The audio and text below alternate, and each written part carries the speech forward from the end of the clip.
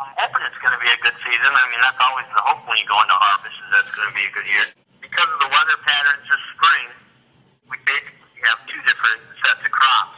So we're planting the 1st of May and ones that were put 1st of June.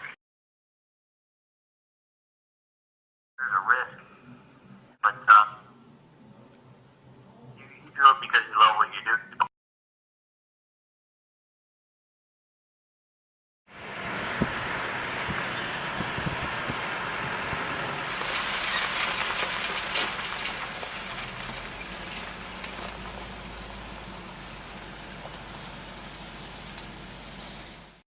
For over 2 weeks, getting machinery ready and wagons, and I'm looking forward to these nice 2 days that we've had, and the weatherman just said that he can see this nice weather running until the middle of October, and we need all the warm, sunny weather that we can get, because as you know, all the crops were 3 to 4 weeks behind put in this spring because of all the wet weather.